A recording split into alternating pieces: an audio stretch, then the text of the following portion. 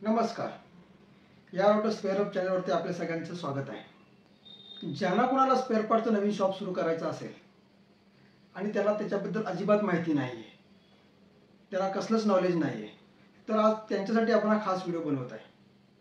त्यांना संपूर्ण ट्रेनिंग ही आपल्याकडनं फ्री ऑफ कॉस्टमध्ये दिली जाईल.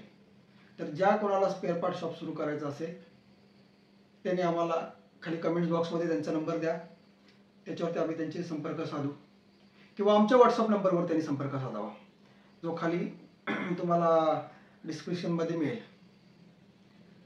तर त्याच्यामध्ये ठराविक एक 4-5 मुद्दे आहेत जे तुम्हाला स्पेअर पार्ट शॉप सुरू होण्याआधी, तुम्ही सुरू करण्याआधी तुम्हाला त्याचं नॉलेज असणं गरजेचं आहे. तर ते ठराविक मुद्दे कोणते आहेत ते तुम्हाला मी सांग. पहिली गोष्ट, आपण त्या ट्रेनिंगमध्ये की कोणता स्पेअर पार्ट कोणत्या गाडीला लागतो हे तुम्हाला मी त्या ट्रेनिंग क्षेत्रात सांगणार आहे. दुसरी गोष्ट म्हणजे ओरिजिनल स्पेअर पार्ट आणि डुप्लिकेट स्पेअर पार्ट ह्याच्यामधला फरक कसा ओळखायचा, कोणता पार्ट ओरिजिनल आहे, कोणता जेन्युइन आहे, कोणता डुप्लिकेट आहे, हे पार्ट आपल्याला ओळखता येणं गरजेचं आहे. तर हे तुम्हाला त्या ट्रेनिंग क्षेत्रामध्ये शिकवलं जाईल.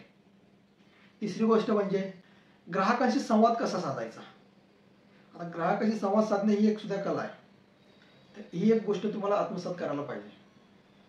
तर हा एक मुद्दा तुम्हाला त्या ट्रेनिंग क्षेत्रामध्ये शिकवला जाईल. आणि एक चौथी गोष्ट महत्त्वाची की तुम्ही मालाची परचेस कुठून करताय, तुम्ही माल कुठून परचेस करताय, ही गोष्ट खूप महत्त्वाची असते.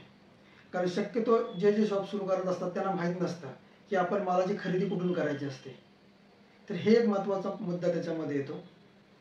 तर त्याच्यामुळे ज्यांना स्पेअर पार्ट सुरू करायचा असेल फ्री ऑफ कॉस्टमध्ये आम्ही ट्रेनिंग देणार आहे, कोणताही चार्जेस नाही आहे.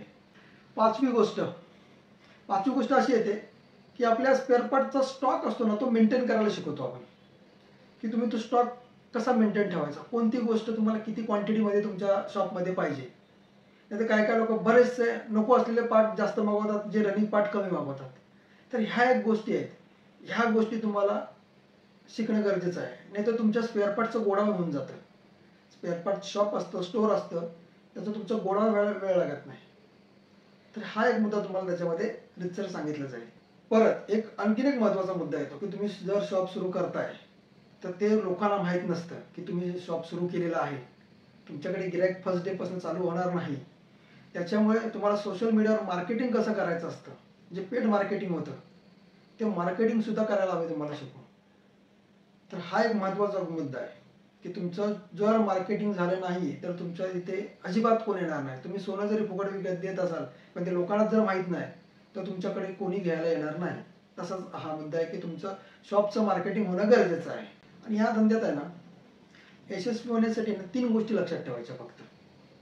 पहिली गोष्ट म्हणजे प्रामाणिकपणा, दुसरी गोष्ट म्हणजे लोकांना सेवा द्यायची भावना आपल्यामध्ये पाहिजे की आपण हे सेवा देण्यासाठी काम करतोय. पैसे तर कमवायचेच आहेत, पैसे तर आपण कमवतोच, पण एक ती मनात भावना पाहिजे की आपण सेवा द्यायची भावना. आणि तिसरी गोष्ट म्हणजे कायम सतत त्याच्यामध्ये तुम्ही शिकत राहायला पाहिजे. नाही तर मला सगळं येतंय असं जेव्हा तुम्हाला वाटेल ना तेव्हा त्याचा काही उपयोग होणार नाही. कायम तुम्हाला त्याच्यामध्ये शिकत राहणं गरजेचं आहे. कारण ह्या स्पेअर पार्ट किंवा ऑटोमोबाईल्समध्ये रोज नवीन अपडेट येत असतात, त्या आपल्याला जाणून घेणं गरजेचं असतं. तर ह्या सगळे जे तुम्हाला मुद्दे सांगितले, हे मुद्दे मी तुम्हाला रितसर ज्यांना स्पेअर पार्ट शॉप सुरू करायचं आहे त्यांना मी हे सगळं रितसर सगळं समजावून सांगेन. आणि त्यांचा कोणताही चार्जेस आम्ही घेत नाही.